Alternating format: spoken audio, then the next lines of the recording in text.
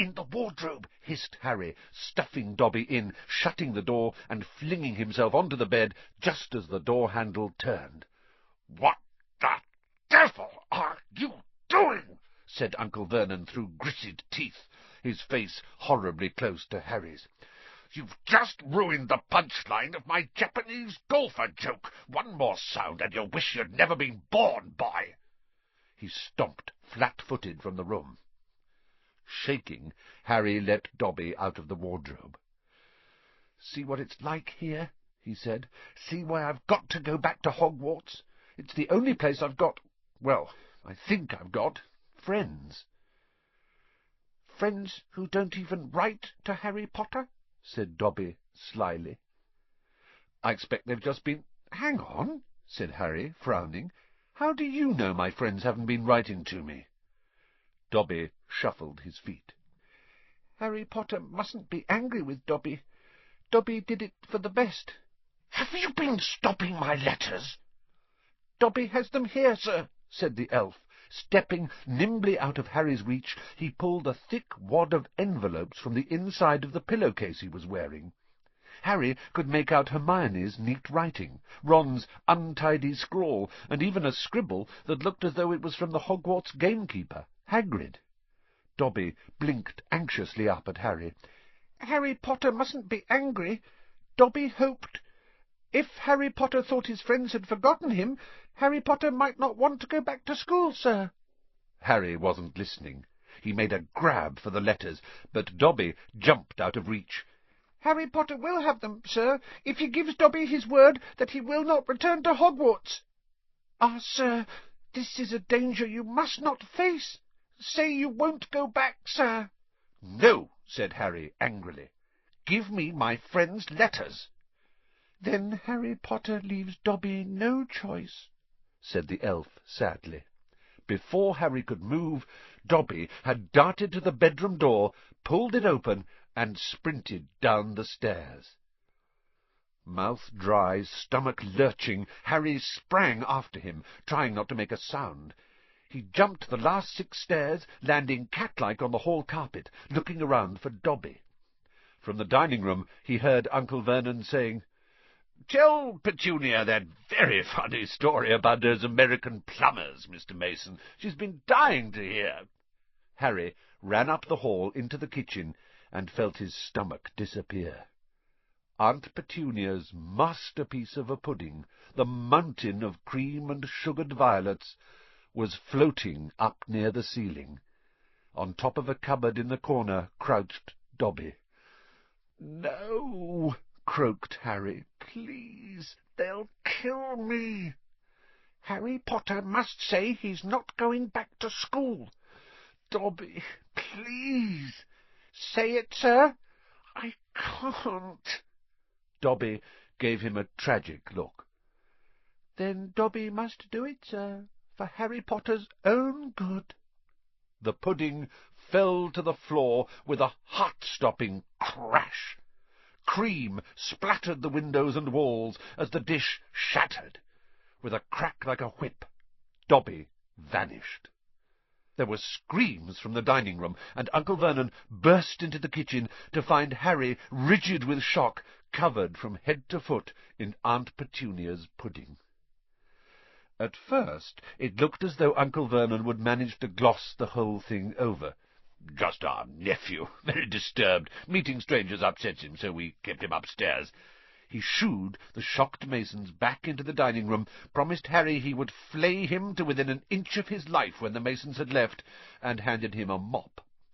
Aunt Petunia dug some ice cream out of the freezer, and Harry, still shaking, started scrubbing the kitchen clean. Uncle Vernon might still have been able to make his deal, if it hadn't been for the owl.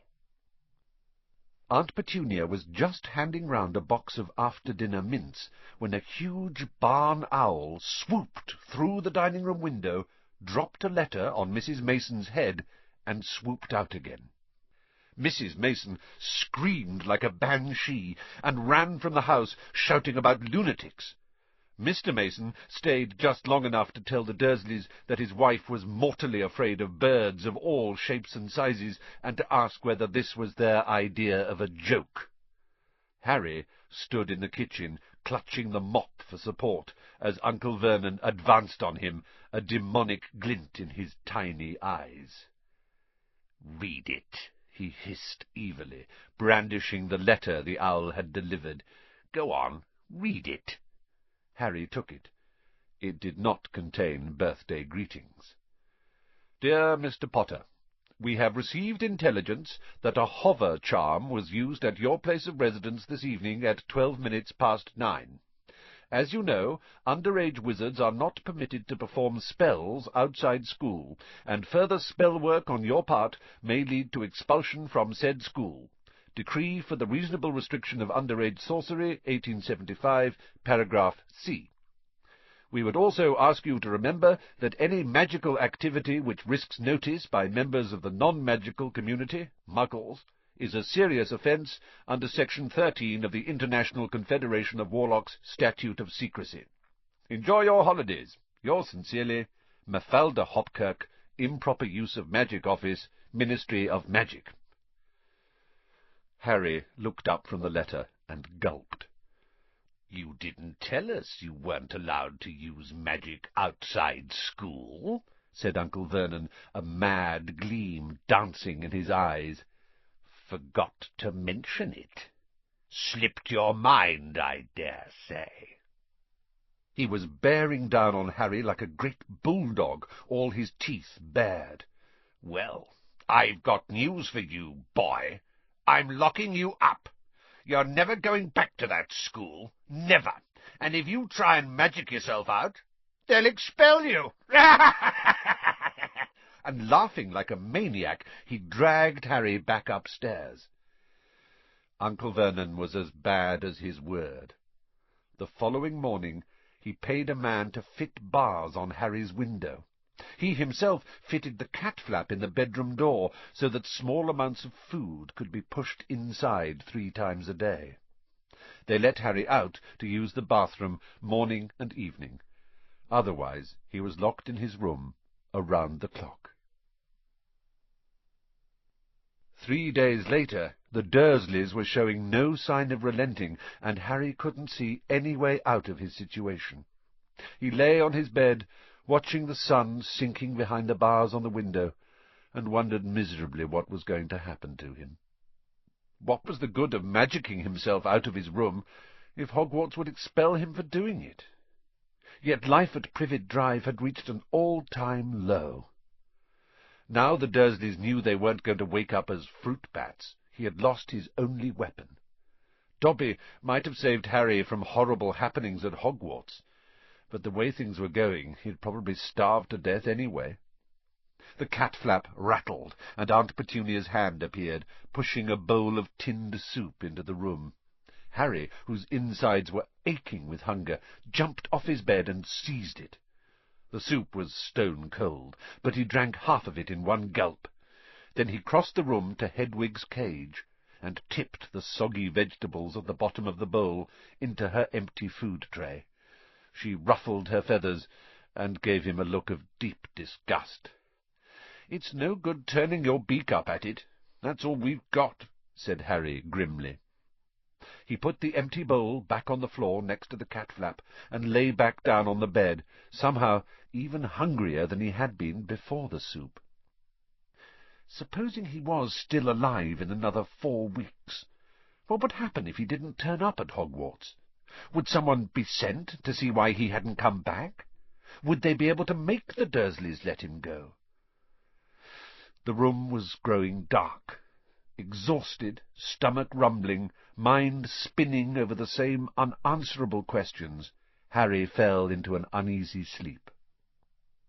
He dreamed that he was on show in a zoo, with a card reading "Underage Wizard" attached to his cage. People goggled through the bars at him as he lay starving and weak on a bed of straw. He saw Dobby's face in the crowd, and shouted out, asking for help, but Dobby called, "Harry Potter is safe there, sir," and vanished. Then the Dursleys appeared, and Dudley rattled the bars of the cage, laughing at him. "Stop it," Harry muttered, as the rattling pounded in his sore head. "Leave me alone. Cut it out. I'm trying to sleep." He opened his eyes. Moonlight was shining through the bars on the window, and someone was goggling through the bars at him. A freckle-faced, red-haired, long-nosed someone. Ron Weasley was outside Harry's window.